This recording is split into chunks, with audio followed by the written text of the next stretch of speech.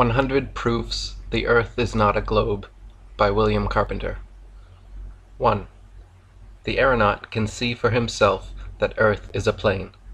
The appearance presented to him, even at the highest elevation he has ever attained, is that of a concave surface, this being exactly what is to be expected of a surface that is truly level, since it is the nature of level surfaces to appear to rise to a level with the eye of the observer.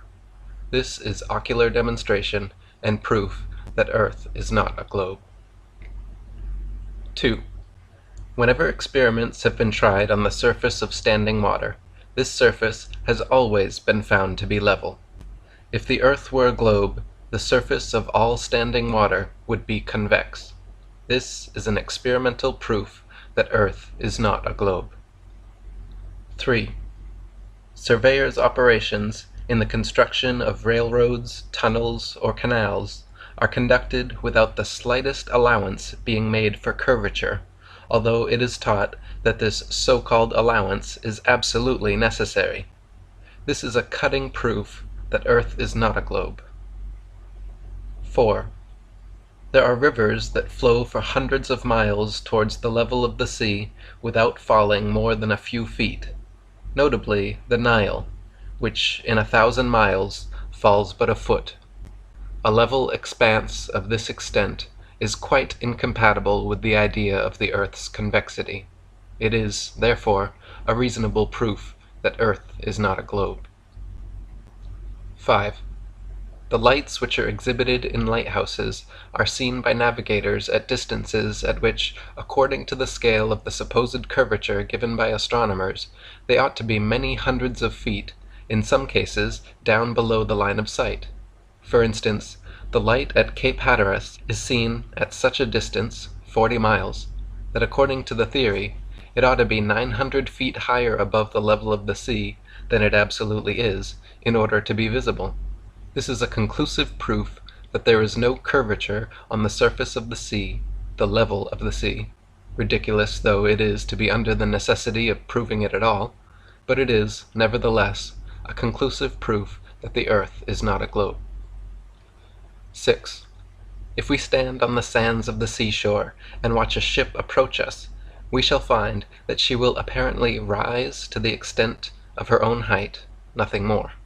If we stand upon an eminence, the same law operates still, and it is but the law of perspective which causes objects as they approach us to appear to increase in size until we can see them, close to us, the size they are in fact. That there is no other rise than the one spoken of is plain from the fact that no matter how high we ascend above the level of the sea, the horizon rises on and still on as we rise, so that it is always on a level with the eye, though it be 200 miles away, as seen by Mr. J. Glaisher of England from Mr. Coxwell's balloon, so that a ship 5 miles away may be imagined to be coming up the imaginary downward curve of the Earth's surface, but if we merely ascend a hill, such as Federal Hill, Baltimore, we may see 25 miles away, on a level with the eye, that is, 20 miles level distance beyond the ship, that we vainly imagine to be rounding the curve and coming up. This is a plain proof that the Earth is not a globe. 7. If we take a trip down the Chesapeake Bay in the daytime, we may see for ourselves the utter fallacy of the idea that when a vessel appears hull down, as it is called, it is because the hull is behind the water. For vessels have been seen, and may often be seen again presenting the appearance spoken of, and away, far away, beyond those vessels, and at the same moment, the level shoreline, with its accompanying complement of tall trees towering up in perspective over the heads of the hull-down ships. Since, then, the idea will not stand its ground when the facts rise up against it, and it is a piece of the popular theory, the theory is a contemptible piece of business, and we may easily wring from it a proof that the Earth is not a globe. 8. If the Earth were a globe, a small model globe would be the very best, because the truest, thing for the navigator to take to sea with him. But such a thing as that is not known. With such a toy as a guide, the mariner would wreck his ship, of a certainty. This is a proof that Earth is not a globe. 9. As mariners take to sea with them charts constructed as though the sea were a level surface, however these charts may err as to the true form of this level surface taken as a whole, it is clear, as they find them answer their purpose tolerably well, and only tolerably well, for many ships are wrecked owing to the error of which we speak, that the surface of the sea is as it is taken to be, whether the captain of the ship supposes the earth be a globe or anything else. Thus, then, we draw from the common system of plain sailing a practical proof that earth is not a globe. 10. That the mariner's compass points north and south at the same time is a fact as indisputable as that 2 and 2 makes 4. But that this would be impossible if the thing were placed on a globe, with north and south at the center of opposite hemispheres, is a fact that does not figure in the schoolbooks, though very easily seen, and it requires no lengthy train of reasoning to bring out of it a pointed proof that the earth is not a globe. 11. As the mariner's compass points north and south at one time, and as the north to which it is attracted is that part of the earth situated where the North Star is in the zenith, it follows that there is no south point or pole, but that, while the center is north, a vast circumference must be south in its whole extent. This is a proof that the earth is not a globe. 12. As we have seen that there is really no south point or pole, but an infinity of points forming together a vast circumference, the boundary of the known world, with its battlements of icebergs, which bid defiance to man's onward course in a southerly direction, so there can be no east or west points, just as there is no yesterday and no tomorrow. In fact, as there is one point that is fixed, the north, it is impossible for any other point to be fixed likewise. East and west are, therefore, merely directions at right angles with the north and south line, and as the south point of the compass shifts round to all parts of the circular boundary, as it may be carried round the central north, so the directions east and west crossing this line, continued, form a circle at any latitude. A westerly circumnavigation, therefore, is a going round with the North Star continually on the right hand, and an easterly circumnavigation is performed only when the reverse condition of things is maintained, the North Star being on the left hand as the journey is made. These facts, taken together, form a beautiful proof that the earth is not a globe. 13. As the mariner's compass points north and south at one and the same time, and a meridian is a north and south line, it follows that meridians can be no other than straight lines. But since all meridians on a globe are semicircles, it is an incontrovertible proof that the earth is not a globe. 14. Parallels of latitude only, of all imaginary lines on the surface of the earth, are circles, which increase progressively from the northern center to the southern circumference. The mariner's course in the direction of any one of these concentric circles is his longitude, the degree of which increase to such an extent beyond the equator, going southwards, that hundreds of vessels have been wrecked because of the false idea created by the untruthfulness of the charts and the globular theory together, causing the sailor to be continually getting out of his reckoning. With a map of the earth in its true form, all difficulty is done away with, and ships may be conducted anywhere with perfect safety.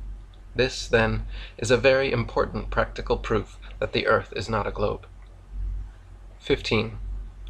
The idea that, instead of sailing horizontally round the earth, ships are taken down one side of a globe, then underneath, and are brought up on the other side to get home again, is, except as a mere dream, impossible and absurd.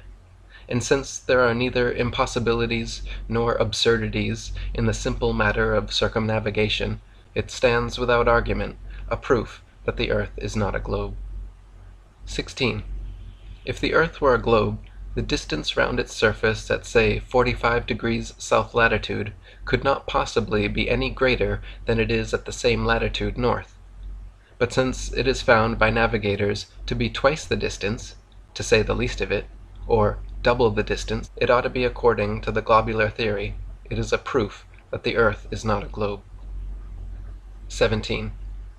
Human beings require a level surface on which to live, that, in its general character, shall be level. And since the omniscient Creator must have been perfectly acquainted with the requirements of his creatures, it follows that being an all-wise Creator, he has met them thoroughly. This is a theological proof that the earth is not a globe. 18. The best possessions of man are his senses, and when he uses them all, he will not be deceived in his survey of nature. It is only when some one faculty or other is neglected or abused that he is deluded.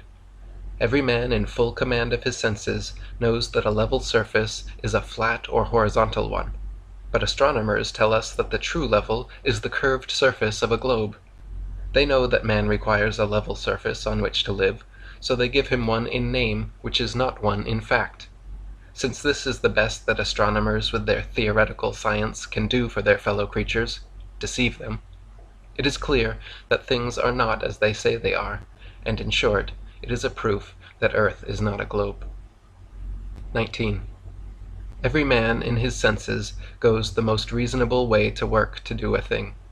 Now astronomers, one after another, following a leader, while they are telling us that earth is a globe, are cutting off the upper half of this supposititious globe in their books, and in this way forming the level surface on which they describe man as living and moving. Now if the earth were really a globe, this would be just the most unreasonable and suicidal mode of endeavoring to show it, so that, unless theoretical astronomers are all out of their senses together, it is clearly a proof that the earth is not a globe. 20. The common sense of man tells him, if nothing else told him, that there is an up and a down in nature, even as regards the heavens and the earth, but the theory of modern astronomers necessitates the conclusion that there is not. Therefore, the theory of the astronomers is opposed to common sense, yes, and to inspiration, and this is a common sense proof that the earth is not a globe.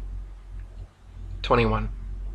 Man's experience tells him that he is not constructed like the flies that can live and move upon the ceiling of a room with as much safety as on the floor, and since the modern theory of a planetary earth necessitates a crowd of theories to keep company with it, and one of them is that men are really bound to the earth by a force which fastens them to it like needles round a spherical lodestone, a theory perfectly outrageous and opposed to all human experience, it follows that, unless we can trample upon sense and ignore the teachings of experience, we have an evident proof that the earth is not a globe. 22. God's truth never requires a falsehood to help it along. Mr. Proctor, in his Lessons, says, men have been able to go round the earth in several directions.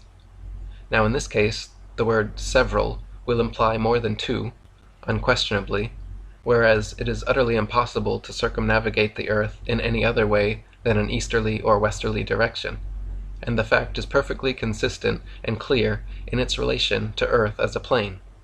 Now since astronomers would not be so foolish as to damage a good cause by misrepresentation, it is presumptive evidence that their cause is a bad one, and a proof that the earth is not a globe. 23. If astronomical works be searched through and through, there will not be found a single instance of a bold, unhesitating, or manly statement respecting a proof of the earth's rotundity. Proctor speaks of proofs which serve to show that the earth is not flat, and says that man finds reason to think that the earth is not flat, and speaks of certain matters being explained by supposing that the earth is a globe, and says that people have assured themselves that it is a globe. But he says also that there is a most complete proof that the earth is a globe, just as though anything in the world could possibly be wanted but a proof that proves and settles the whole question.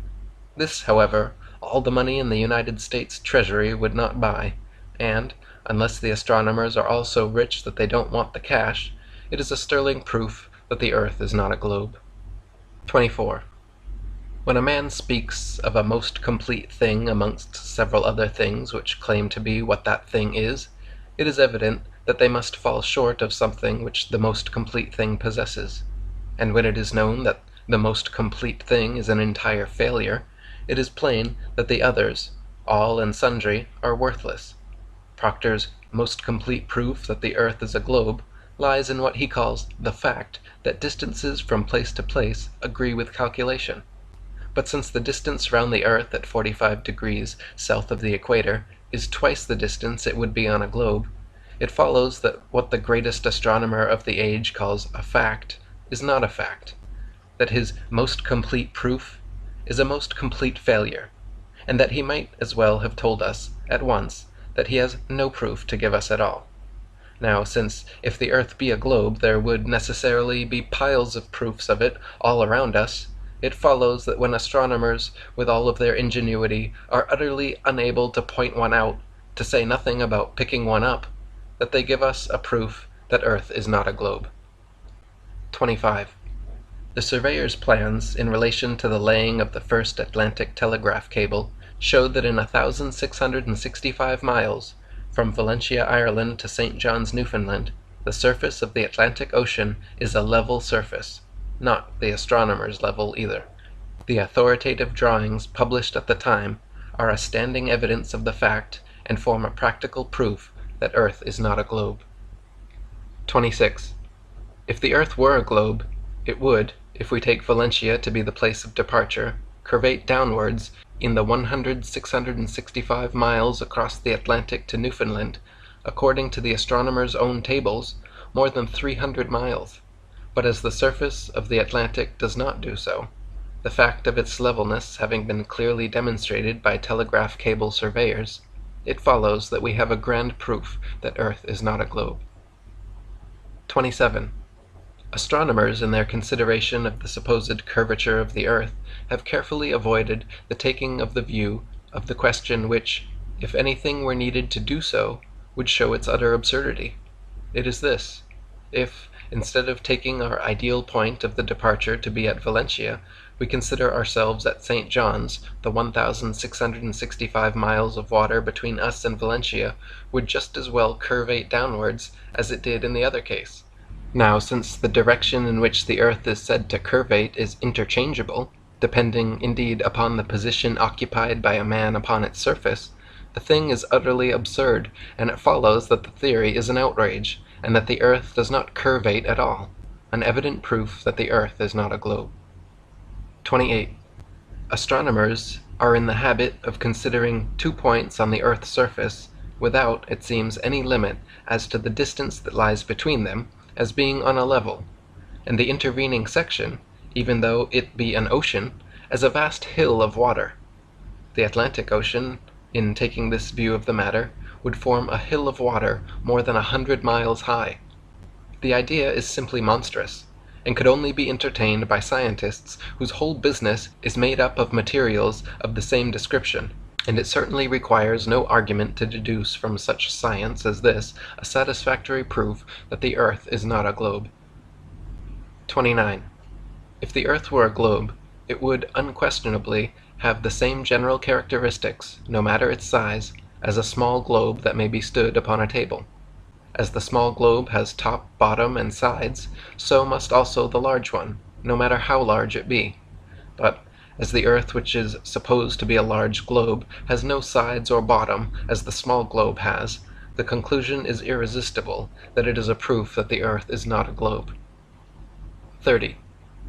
If the earth were a globe, an observer who should ascend above its surface would have to look downwards at the horizon, if it be possible to conceive of a horizon at all under such circumstances, even as astronomical diagrams indicate, at angles varying from 10 to nearly 50 degrees below the horizontal line of sight. It is just as absurd as it would be to be taught that when we look at a man full in the face we are looking down at his feet. But as no observer in the clouds, or upon any eminence of the earth, has ever had to do so, it follows that the diagrams spoken of are imaginary and false, that the theory which requires such things to prop it up is equally airy and untrue, and that we have a substantial proof that the earth is not a globe. 31. If the earth were a globe, it would certainly have to be as large as it is said to be, 25,000 miles in circumference. Now the thing which is called a proof of the earth's roundness, and which is presented to children at school, is that if we stand on the seashore, we may see the ships as they approach us absolutely coming up, and that, as we are able to see the highest parts of these ships first, it is because the lower parts are behind the Earth's curve. Now, since if this were the case, that is, if the lower parts of these ships were behind a hill of water at all, the size of the Earth, indicated by such a curve as this, would be so small that it would only be big enough to hold the people of a parish if they could all get round it, instead of the nations of the world. It follows that the idea is preposterous, that the appearance is due to another and to some reasonable cause, and that instead of being a proof of the globular form of the Earth, it is a proof that the Earth is not a globe. 32. It is often said that if the Earth were flat, we could see all over it. This is the result of ignorance. If we stand on the level surface of a plain or a prairie and take notice, we shall find that the horizon is formed at about 3 miles all around us. That is, the ground appears to rise up until, at that distance, it seems on a level with the eye line, or line of sight. Consequently, objects no higher than we stand, say 6 feet, and which are at that distance, 3 miles, have reached the vanishing point, and are beyond the sphere of our unaided vision. This is the reason why the hull of a ship disappears, in going away from us, before the sails, and, instead of there being about it the faintest shadow of evidence of the Earth's rotundity, it is a clear proof that Earth is not a globe. 33. If the Earth were a globe, people, except those on the top, would certainly have to be fastened to its surface by some means or other, whether by the attraction of astronomers or by some other undiscovered and undiscoverable process. But as we know that we simply walk on its surface without any other aid than that which is necessary for locomotion on a plane, it follows that we have herein a conclusive proof that Earth is not a globe. 34. If the Earth were a globe, there certainly would be, if we could imagine the thing to be peopled all around, antipodes.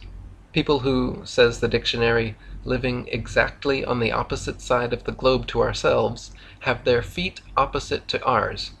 People who are hanging heads downwards, whilst we are standing heads up. But since the theory allows us to travel to those parts of the Earth where the people are said to be heads downwards, and still to fancy ourselves to be heads upwards, and our friends whom we have left behind us to be heads downwards, it follows that the whole thing is a myth, a dream, a delusion, and a snare, and instead of there being any evidence at all in this direction to substantiate the popular theory, it is a plain proof that the Earth is not a globe. 35. If we examine a true picture of the distant horizon, or the thing itself, we shall find that it coincides exactly with a perfectly straight and level line. Now, since there could be nothing of the kind on a globe, and we find it to be the case all over the Earth, it is a proof that the Earth is not a globe. 36. If we take a journey down the Chesapeake Bay by night, we shall see the light exhibited at Sharp's Island for an hour before the steamer gets to it. We may take up a position on the deck so that the rail of the vessel's side will be in line with the light, and in the line of sight, and we shall find that in the whole journey the light will not vary in the slightest degree in its apparent elevation. But, say that a distance of 13 miles has been traversed, the astronomer's theory of curvature demands a difference, one way or the other, in the apparent elevation of the light of 112 feet 8 inches. Since, however, there is not a difference of 112 hairs' breadths, we have a plain proof that the water of the Chesapeake Bay is not curved, which is a proof that the Earth is not a globe. 37. If the Earth were a globe, there would, very likely, be, for nobody knows, 6 months' day and 6 months' night at the Arctic and Antarctic regions, as astronomers dare to assert there is, for their theory demands it. But as this fact, the 6 months' day and 6 months' night, is nowhere found but in the Arctic regions, it agrees perfectly with everything else that we know about the Earth as a plane, and whilst it overthrows the accepted theory, it furnishes a striking proof that the Earth is not a globe. 38.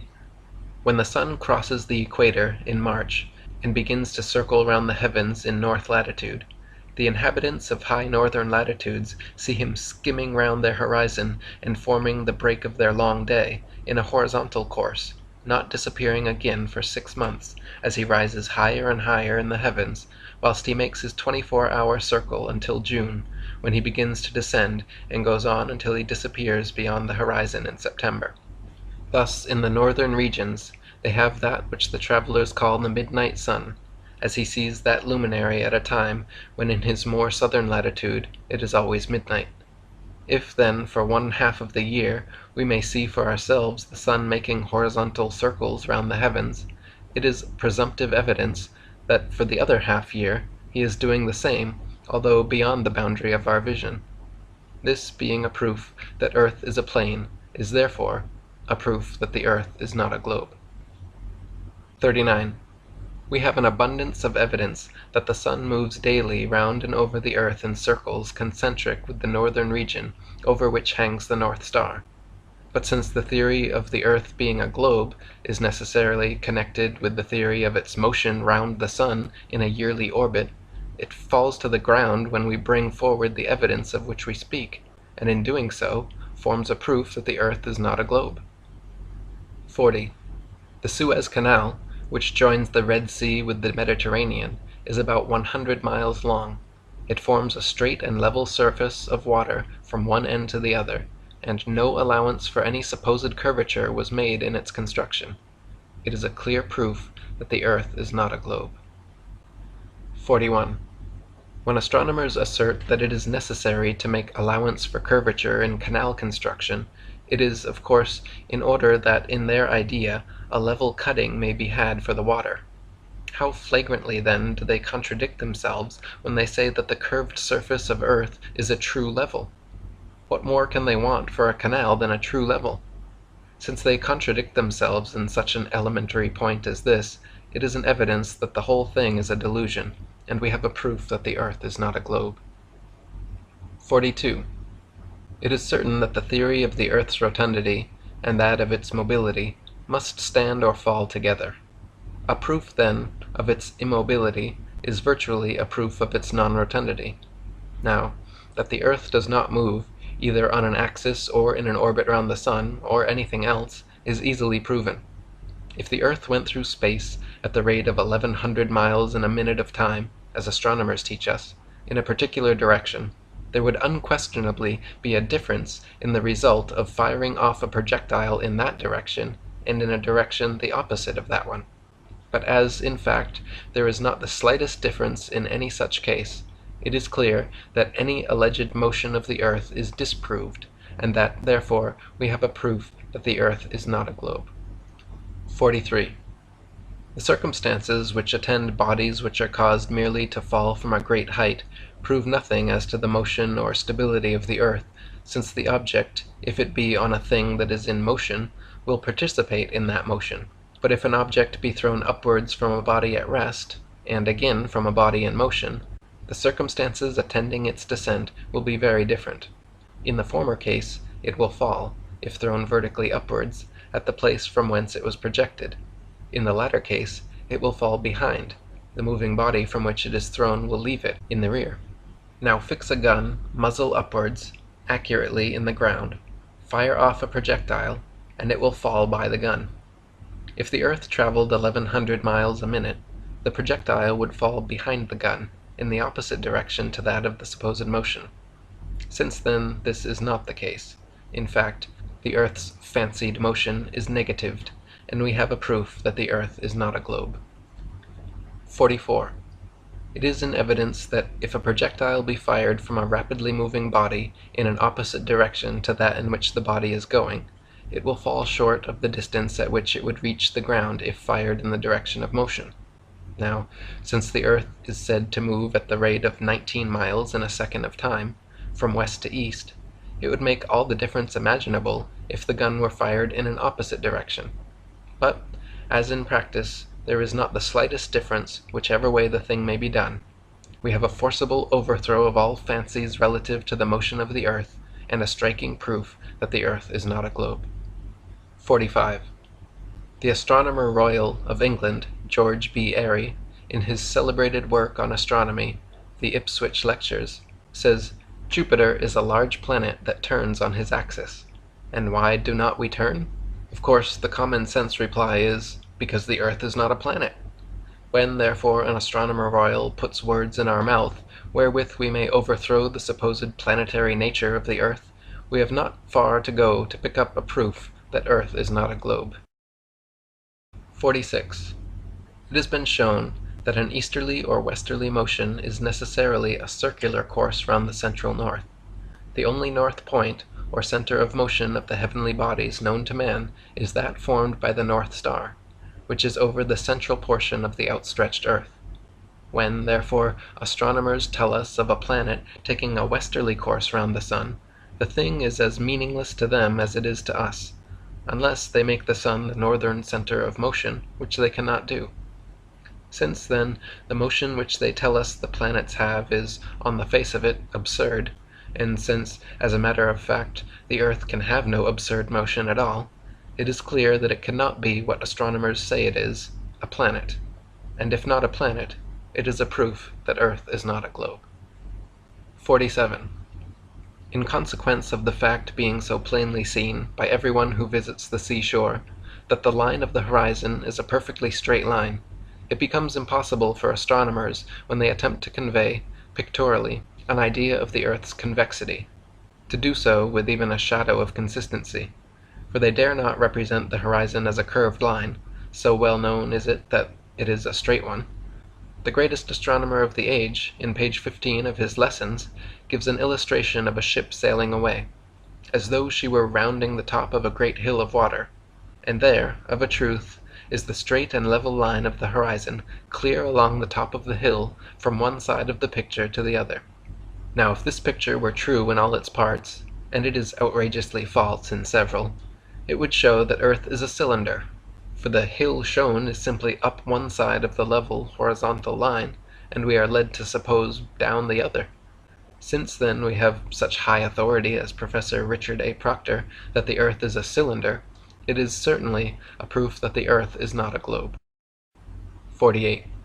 In Mr. Proctor's Lessons in Astronomy, page 15, a ship is represented as sailing away from the observer, and it is given in 5 positions or distances away on its journey. Now, in its first position, its mast appears above the horizon, and consequently higher than the observer's line of vision.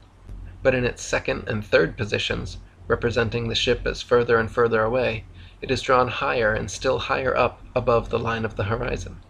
Now, it is utterly impossible for a ship to sail away from an observer under the conditions indicated, and to appear as given in the picture. Consequently, the picture is a misrepresentation, a fraud, and a disgrace.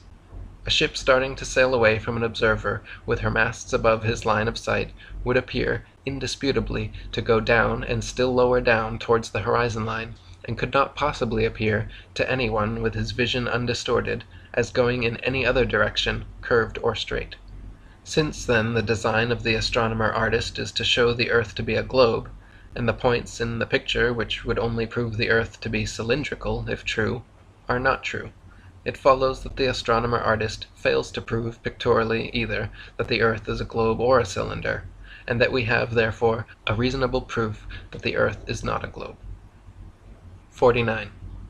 It's a well-known fact that clouds are continually seen moving in all manner of directions, yes, and frequently in different directions at the same time, from west to east being as frequent a direction as any other. Now, if the Earth were a globe, revolving through space from west to east at the rate of 19 miles in a second, the clouds appearing to us to move towards the east would have to move quicker than 19 miles in a second to be thus seen, whilst those which appear to be moving in the opposite direction would have no necessity to be moving at all, since the motion of the Earth would be more than sufficient to cause the appearance. But it only takes a little common sense to show us that it is the clouds that move just as they appear to do, and that, therefore, the Earth is motionless. We have, then, a proof that the Earth is not a globe. 50. We read in the inspired book, or collection of books, called the Bible, nothing at all about the Earth being a globe or a planet, from beginning to end, but hundreds of allusions there are in its pages which could not be made if the Earth were a globe, and which are, therefore, said by the astronomer to be absurd and contrary to what he knows to be true. This is the groundwork of modern infidelity. But since every one of many, many allusions to the earth and the heavenly bodies in the Scriptures can be demonstrated to be absolutely true to nature, and we read of the earth being stretched out above the waters, as standing in the water and out of the water, of its being established that it cannot be moved, we have a store from which to take all the proofs we need, but we will just put down one proof, the scriptural proof, that the earth is not a globe. 51. A standing order exists in the English Houses of Parliament that in the cutting of canals the datum line employed shall be a horizontal line which shall be the same throughout the whole length of the work. Now if the earth were a globe, this order could not be carried out, but it is carried out. Therefore, it is a proof that the earth is not a globe. 52. It is a well-known and indisputable fact that there are a far greater accumulation of ice south of the equator than is to be found at an equal latitude north, and it is said that at Kerguelen, 50 degrees south, 18 kinds of plants exist, whilst in Iceland, 15 degrees nearer the northern center, there are 870 species, and indeed all the facts in the case show that the sun's power is less intense at places in the southern region than it is in corresponding latitudes north.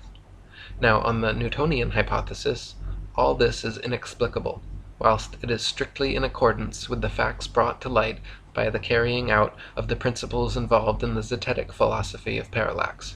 This is a proof that the earth is not a globe. 53.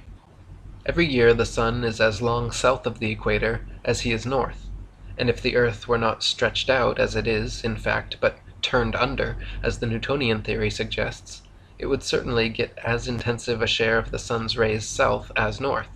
But the southern region, being in consequence of the fact stated, far more extensive than the region north, the sun, having to complete his journey round every 24 hours, travels quicker as he goes further south, from September to December, and his influence has less time in which to accumulate at any given point. Since, then, the facts could not be as they are if the earth were a globe, it is a proof that the earth is not a globe. 54.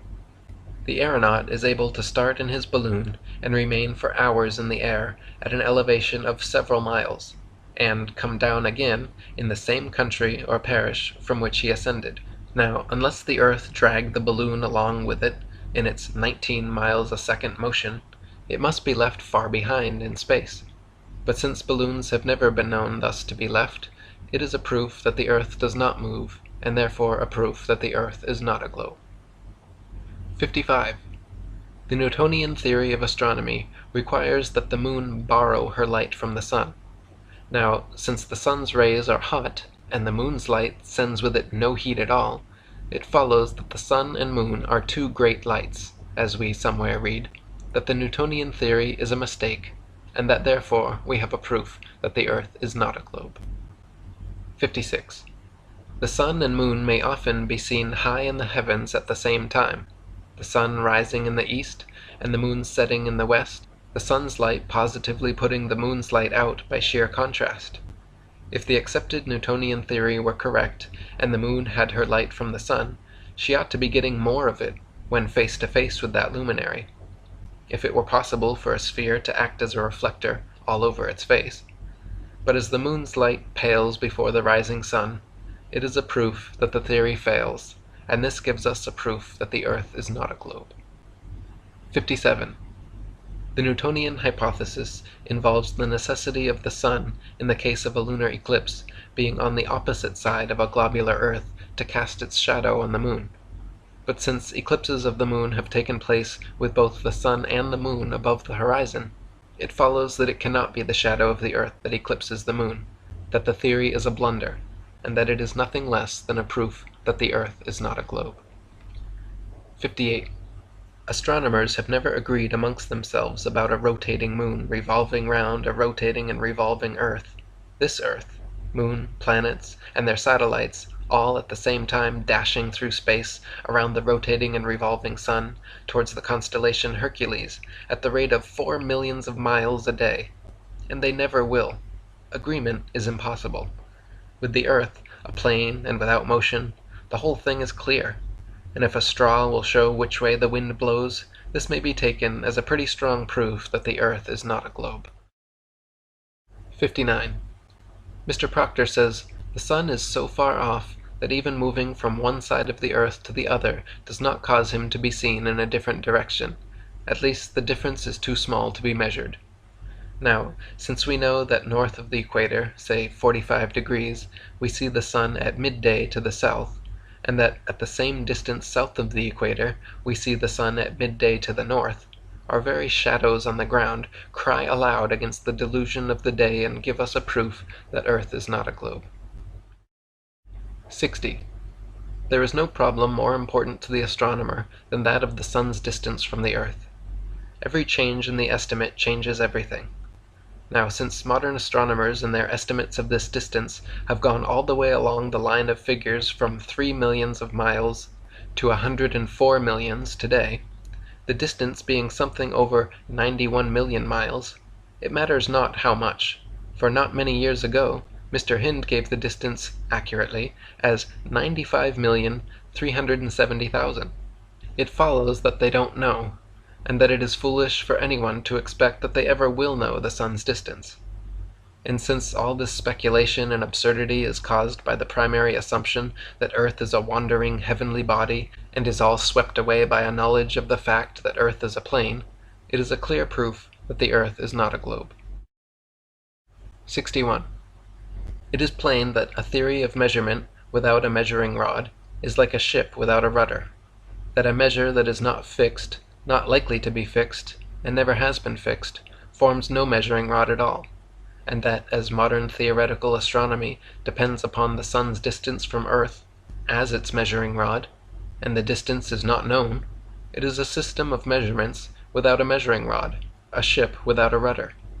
Now, since it is not difficult to foresee the dashing of this thing upon the rock on which zetetic astronomy is founded, it is a proof that Earth is not a globe. 62. It is commonly asserted that the Earth must be a globe because people have sailed around it. Now, since this implies that we can sail around nothing unless it be a globe, and the fact is well known that we can sail around the Earth as a plane, the assertion is ridiculous, and we have another proof that Earth is not a globe. 63. It is a fact not so well known as it ought to be that when a ship, in sailing away from us, has reached the point at which her hull is lost to our unaided vision, a good telescope will restore to our view this portion of the vessel. Now, since telescopes are not made to enable people to see through a hill of water, it is clear that the hulls of ships are not behind a hill of water when they can be seen through a telescope, though lost to our unaided vision. This is a proof that the Earth is not a globe. 64. Mr. Glacier, in speaking of his balloon ascent, says, "The horizon always appeared on a level with the car." Now, since we may search amongst the laws of optics in vain for any principle that would cause the surface of a globe to turn its face upwards instead of downwards, it is a clear proof that the Earth is not a globe. 65. The Reverend D. Olmsted, in describing a diagram which is supposed to represent the Earth as a globe, with a figure of a man sticking out on each side and one hanging head downwards, says, "We should dwell on this point until it appears to us as truly up, in the direction given to these figures, as it does with regard to a figure which he has placed on the top." Now, a system of philosophy which requires us to do something which is really the going out of our minds by dwelling on an absurdity until we think it is a fact, cannot be a system based on God's truth, which never requires anything of the kind. Since, then, the popular theoretical astronomy of the day requires this, it is evident that it is the wrong thing, and that this conclusion furnishes us with a proof that the Earth is not a globe. 66. It is often said that the predictions of eclipses prove astronomers to be right in their theories, but it is not seen that this proves too much. It is well known that Ptolemy predicted eclipses for 600 years on the basis of a plane Earth, with as much accuracy as they are predicted by modern observers. If, then, the predictions prove the truth of the particular theories current at the time, they just as well prove one side of the question as the other, and enable us to lay claim to a proof that the Earth is not a globe. 67. 700 miles is said to be the length of the Great Canal in China. Certain it is that when this canal was formed, no allowance was made for the curvature, yet the canal is a fact without it. This is a Chinese proof that the earth is not a globe. 68. Mr. J. N. Lockyer says, because the sun seems to rise in the east and set in the west, the earth really spins in the opposite direction, that is, from west to east. Now this is no better than though we were to say, because a man seems to be coming up in the street really goes down to the man. And since true science would contain no such nonsense as this, it follows that the so-called science of theoretical astronomy is not true, and therefore we have a proof that the earth is not a globe. 69. Mr. Lockyer says, the appearances connected with the rising and setting of the sun and stars may be due either to our earth being at rest and the sun and stars traveling round it, or the earth itself turning round while the sun and stars are at rest. Now since true science does not allow of any such beggarly alternatives as these, it is plain that modern theoretical astronomy is not true science, and that its leading dogma is a fallacy. We have, then, a plain proof that the earth is not a globe. 70. Mr. Lockyer, in describing his picture of the supposed proof of the earth's rotundity by means of ships rounding a hill of water, uses these words: diagram showing how, when we suppose the earth is round, we explain how it is that ships at sea appear as they do. This is utterly unworthy of the name of science. A science that begins by supposing and ends by explaining the supposition is from beginning to end a mere farce. The men who can do nothing better than amuse themselves in this way must be denounced as dreamers only, and their leading dogma a delusion. This is a proof that earth is not a globe. 71. The astronomer's theory of a globular earth necessitates the conclusion that if we travel south of the equator, to see the North Star is an impossibility. Yet it is well known this star has been seen by navigators when they have been more than 20 degrees south of the equator. This fact, like hundreds of other facts, puts the theory to shame, and gives us a proof that the earth is not a globe. 72. Astronomers tell us that in consequence of the earth's rotundity, the perpendicular walls of buildings are nowhere parallel, and that even the walls of houses on opposite sides of a street are not strictly so.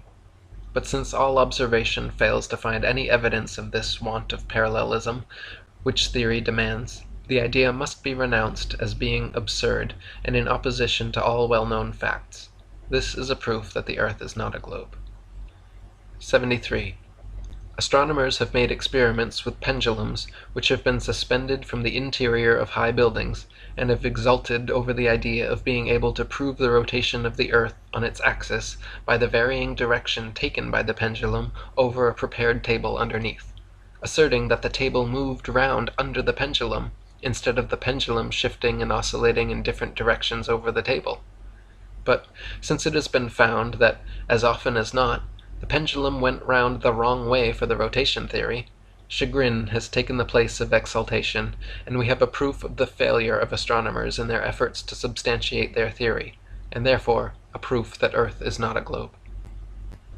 74.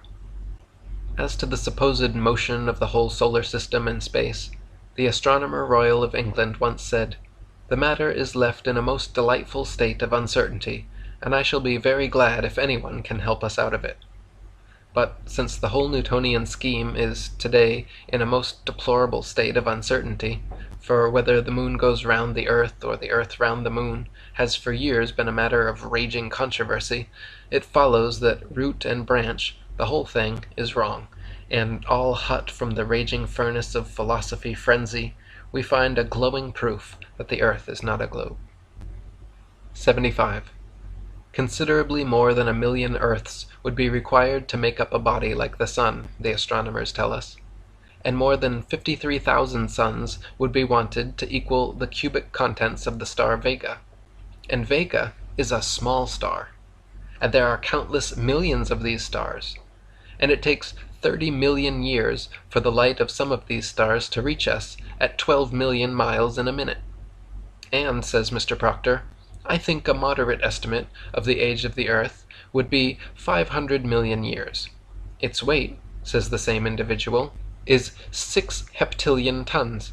Now, since no human being is able to comprehend these things, the giving of them to the world is an insult, an outrage. And though they have all arisen from the one assumption that Earth is a planet, instead of upholding the assumption, they drag it down by the weight of their own absurdity and leave it lying in the dust, a proof that Earth is not a globe. 76. Mr. J.R. Young, in his work on navigation, says, "Although the path of the ship is on a spherical surface, yet we may represent the length of the path by a straight line on a plane surface. And plain sailing is the rule.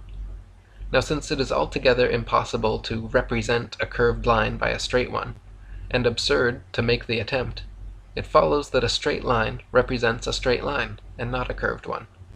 And since it is the surface of the waters of the ocean that is being considered by Mr. Young, it follows that this surface is a straight surface, and we are indebted to Mr. Young, a professor of navigation, for a proof that the Earth is not a globe." 77. "Oh, but if the Earth is a plane, we could go to the edge and tumble over," is a very common assertion. This is a conclusion that is formed too hastily, and facts overthrow it. The Earth certainly is just what man by his observation finds it to be, and what Mr. Proctor himself says it seems to be, flat. And we cannot cross the icy barrier which surrounds it. This is a complete answer to the objection, and of course a proof that the Earth is not a globe. 78. "Yes, but we can circumnavigate the south easily enough," is often said by those who don't know. The British ship Challenger recently completed the circuit of the southern region, indirectly to be sure, but she was 3 years about it, and traversed nearly 69,000 miles, a stretch long enough to have taken her 6 times round the globular hypothesis. This is a proof that Earth is not a globe. 79. The remark is common enough that we can see the circle of the Earth if we cross the ocean, and that this proves it to be round. Now, if we tie a donkey to a stake on a level common, and he eats the grass all around him, it is only a circular disk that he has to do with, not a spherical mass. Since then circular disks may be seen anywhere, as well from a balloon in the air as from the deck of a ship, or from the standpoint of the donkey, it is a proof that the surface of the Earth is a plane surface, and therefore a proof that the Earth is not a globe. 80. It is supposed in the regular course of the Newtonian theory that the Earth is in June about 190 millions of miles away from its position in December. Now, since we can, in middle north latitudes, see the North Star on looking out of a window that faces it, and out of the very same corner of the very same pane of glass in the very same window all the year round, it is proof enough for any man in his senses that we have made no motion at all. It is a proof that the Earth is not a globe. 81. Newtonian philosophers teach us that the moon goes round the Earth from west to east, but observation, man's most certain mode of gaining knowledge, shows us that the moon never ceases to move in the opposite direction, from east to west. Since then we know that nothing can possibly move in 2 opposite directions at the same time, it is a proof that the thing is a big blunder, and in short, it is a proof that the Earth is not a globe. 82. Astronomers tell us that the moon goes round the Earth in about 28 days. Well, we may see her making her journey round every day, if we make use of our eyes, and these are about the best things we have to use. The moon falls behind in her daily motion as compared with that of the sun, to the extent of 1 revolution in the time specified. But that is not making a revolution. Failing to go as fast as other bodies go in one direction does not constitute a going round in the opposite one, as the astronomers would have us believe. And since all this absurdity has been rendered necessary for no other purpose than to help other absurdities along, it is clear that the astronomers are on the wrong track, and it needs no long train of reasoning to show that we have a proof that the Earth is not a globe. 83. It has been shown that meridians are necessarily straight lines, and that it is impossible to travel round the Earth in a north or south direction, from which it follows that in the general acceptation of the word degree, the 360th part of a circle, meridians have no degrees, for no one knows anything of a meridian circle or semicircle to be thus divided. But astronomers speak of degrees of latitude in the same sense as those of longitude. This then is done by assuming that to be true which is not true. Zetetic philosophy does not involve this necessity. This proves that the basis of the philosophy is a sound one, and in short, is a proof that the earth is not a globe. 84. If we move away from an elevated object, on or over a plain or a prairie, the height of the object will apparently diminish as we do so. Now, that which is sufficient to produce this effect on a small scale is sufficient on a large one, and traveling away from an elevated object, no matter how high, over a level surface, no matter how far, will cause the appearance in question, the lowering of the object. Our modern theoretical astronomers, however, in the case of the apparent lowering of the North Star as we travel southwards, assert that it is evidence that the earth is globular. But as it is clear that an appearance which is fully accounted for on the basis of known facts cannot be permitted to figure as evidence in favor of that which is only a supposition, it follows that we rightfully order it to stand down, and make way for a proof that the earth is not a globe. 85. There are rivers which flow east, west, north, and south. That is, rivers are flowing in all directions over the earth's surface, and at the same time. Now, if the earth were a globe, some of these rivers would be flowing uphill, and others down, taking it for a fact that there really is an up and down in nature, whatever form she assumes. But since rivers do not flow uphill, and the globular theory requires that they should, it is a proof that the earth is not a globe. 86. If the earth were a globe rolling and dashing through space at the rate of 100 miles in 5 seconds of time, the waters of seas and oceans could not by any known law be kept on its surface. The assertion that they could be retained under these circumstances being an outrage upon human understanding and credulity. But as the earth, that is, the habitable world of dry land, is found to be standing out of the water and in the water of the mighty deep, whose circumferential boundary is ice, we may throw the statement back into the teeth of those who make it, and flaunt before their faces the flag of reason and common sense, inscribed with a proof that the earth is not a globe. 87. The theory of a rotating and revolving earth demands a theory to keep the water on its surface. But as the theory which is given for this purpose is as much opposed to all human experience as the one which it is intended to uphold, it is an illustration of the miserable makeshifts to which astronomers are compelled to resort, and affords a proof that the earth is not a globe. 88. If we could, after our minds had once been opened to the light of truth, conceive of a globular body on the surface of which human beings could exist, the power, no matter by what name it be called, that would hold them on, would then, necessarily, have to be so constraining and cogent that they could not live. The waters of the oceans would have to be as a solid mass, for motion would be impossible. But we not only exist, but live and move, and the water of the ocean skips and dances like a thing of life and beauty. This is a proof that the earth is not a globe. 89. It is well known that the law regulating the apparent decrease in the size of objects as we leave them in the distance, or as they leave us, is very different with luminous bodies from what it is in the case of those which are non-luminous. Sail past the light of a small lamp in a rowboat on a dark night, and it will seem to be no smaller when a mile off than it was when close to it. Proctor says, in speaking of the sun, his apparent size does not change, far off or near. And then he forgets the fact. Mr. Proctor tells us subsequently that if the traveler goes so far south that the North Star appears on the horizon, the sun should therefore look much larger, if the earth were a plane. Therefore, he argues, the path followed cannot have been the straight course, but a curved one.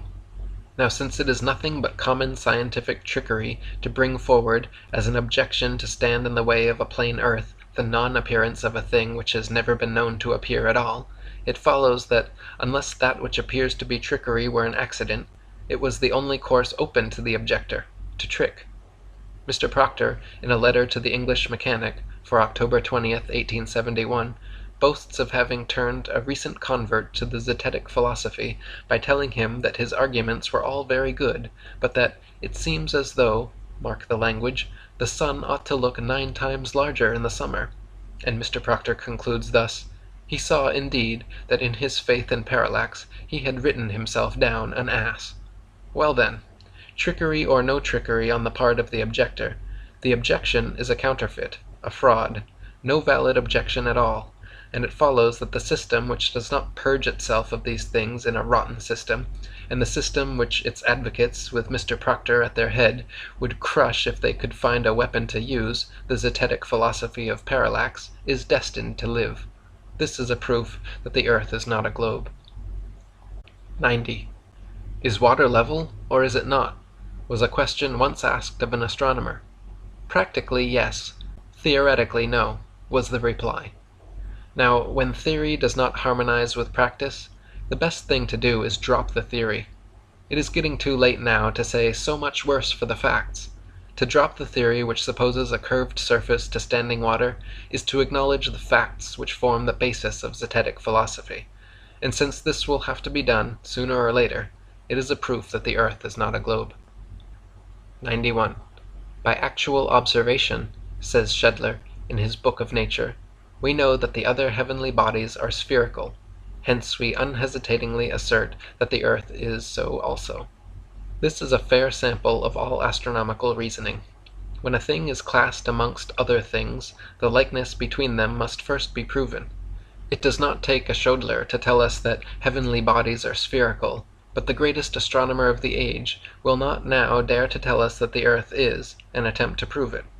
Now, since no likeness has ever been proven to exist between the earth and the heavenly bodies, the classification of the earth with the heavenly bodies is premature, unscientific, false. This is a proof that earth is not a globe. 92. There is no inconsistency in supposing that the earth does move round the sun, says the Astronomer Royal of England. Certainly not, when theoretical astronomy is all supposition together. The inconsistency is in teaching the world that the thing supposed is a fact. Since then the motion of the earth is supposition only, since indeed it is necessary to suppose it at all, it is plain that it is a fiction and not a fact, and since mobility and sphericity stand or fall together, we have before us a proof that earth is not a globe. 93. We have seen that astronomers, to give us a level surface on which to live, have cut off 1/2 of the globe in certain pictures of their books. Now, astronomers having done this, 1/2 of the substance of their spherical theory is given up. Since then the theory must stand or fall in its entirety, it has really fallen when the half is gone. Nothing remains, then, but a plain earth, which is, of course, a proof that the earth is not a globe. 94. In Cornell's geography, there is an illustrated proof of the form of the earth. A curved line on which is represented a ship in 4 positions as she sails away from an observer is an arc of 72 degrees, or 1/5 of the supposed circumference of the globe, about 5,000 miles.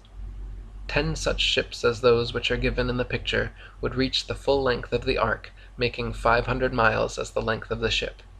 The man in the picture, who is watching the ship as she sails away, is about 200 miles high, and the tower, from which he takes an elevated view, at least 500 miles high. These are the proportions, then, of men, towers, and ships which are necessary in order to see a ship in her different positions as she rounds the curve of the great hill of water over which she is supposed to be sailing. For it must be remembered that this supposed proof depends upon lines and angles of vision which, if enlarged, would still retain their characteristics. Now, since ships are not built 500 miles long, with masts in proportion, and men are not quite 200 miles high, it is not what is said to be a proof of rotundity, but either an ignorant farce or a cruel piece of deception. In short, it is a proof that the earth is not a globe. 95. In Cornell's Intermediate Geography, 1881, page 12, is an illustration of the natural divisions of land and water. This illustration is so nicely drawn that it affords at once a striking proof that the earth is a plane. It is true to nature, and bears the stamp of no astronomer artist. It is a pictorial proof that earth is not a globe. 96. If we refer to the diagram in Cornell's Geography, page 4, and notice the ship in its position the most remote from the observer, we shall find that though it is about 4,000 miles away, it is the same size as the ship that is nearest to him, distant about 700 miles. This is an illustration of the way in which astronomers ignore the laws of perspective. This course is necessary, or they would be compelled to lay bare the fallacy of their dogmas. In short, there is in this matter a proof that the earth is not a globe. 97. Mr. Hind, the English astronomer, says, "The simplicity with which the seasons are explained by the revolution of the earth in her orbit, and the obliquity of the ecliptic, may certainly be adduced as a strong presumptive proof of the correctness of the Newtonian theory. For on no other rational suppositions with respect to the relations of the earth and sun can these and other as well-known phenomena be accounted for. But as true philosophy has no suppositions at all, and has nothing to do with suppositions, and the phenomena spoken of are thoroughly explained by facts, the presumptive proof falls to the ground, covered with the ridicule it so richly deserves, and out of the dust of Mr. Hind's rational suppositions we see standing before us a proof that the earth is not a globe." 98. Mr. Hind speaks of the astronomer watching a star as it is carried across the telescope by the diurnal revolution of the earth. Now this is nothing but a downright absurdity. No motion of the earth could possibly carry a star across a telescope or anything else. If the star is carried across anything at all, it is the star that moves, not the thing across which it is carried. Besides, the idea that the earth, if it were a globe, could possibly move in an orbit of nearly 600 millions of miles with such exactitude that the crosshairs in a telescope fixed on its surface would appear to glide gently over a star millions of miles away, is simply monstrous. Whereas, with a fixed telescope, it matters not the distance of the stars, though we suppose them to be as far off as the astronomer supposes them to be, for as Mr. Proctor himself says, the further away they are, the less they will seem to shift. Why, in the name of common sense, should observers have to fix their telescopes on solid stone bases so that they should not move a hair's breadth if the earth on which they fix them move at the rate of 19 miles in a second? Indeed, to believe that Mr. Proctor's mass of 6,000 million tons is rolling, surging, flying, darting on through space forever, with a velocity compared with which a shot from a cannon is a very slow coach, with such unerring accuracy that a telescope fixed on granite pillars in an observatory will not enable a lynx-eyed astronomer to detect a variation in its onward motion of the thousandth part of a hair's breadth, is to conceive a miracle compared with which all the miracles on record put together would sink into utter insignificance. Captain R.J. Morrison, the late compiler of Zadkiel's Almanac, says, "We declare that this motion is all mere bosh, and that the arguments which uphold it are, when examined with an eye that seeks for truth only, mere nonsense and childish absurdity." Since, then, these absurd theories are of no use to men in their senses, and since there is no necessity for anything of the kind in Zetetic philosophy, it is a strong presumptive proof, as Mr. Hind would say, that the Zetetic philosophy is true, and therefore a proof that earth is not a globe. 99. Mr. Hind speaks of two great mathematicians differing only 55 yards in their estimate of the earth's diameter. Why Sir John Herschel, in his celebrated work, cuts off 480 miles of the same thing to get round numbers. This is like splitting a hair on one side of the head and shaving all the hair off the other. Oh, science! Can there be any truth in a science like this? All the exactitude in astronomy is in practical astronomy, not theoretical. Centuries of observation have made practical astronomy a noble art and science, based, as we have 1,000 times proved it to be, on a fixed earth. And we denounce this pretended exactitude on one side and the reckless indifference to figures on the other as the basest trash, and take from it a proof that the science which tolerates it is a false, instead of being an exact, science, and we have a proof that the earth is not a globe. 100. The sun, as he travels round over the surface of the earth, brings noon to all places on the successive meridians which he crosses. His journey being made in a westerly direction, places east of the sun's position have had their noon, whilst places west of the sun's position have still yet to get it. Therefore, if we travel easterly, we arrive at those parts of the earth where time is more advanced. The watch in our pocket has to be put on, or we may be said to gain time. If, on the other hand, we travel westerly, we arrive at places where it is still morning. The watch has to be put back, and it may be said that we lose time. But if we travel easterly so as to cross the 180th meridian, there is a loss there of a day, which will neutralize the gain of a whole circumnavigation, and if we travel westerly and cross the same meridian, we experience the gain of a day, which will compensate for the loss during a complete circumnavigation in that direction. The fact of losing or gaining time in sailing round the world, then, instead of being evidence of the earth's rotundity, as it is imagined to be, is in its practical exemplification an everlasting proof that the earth is not a globe.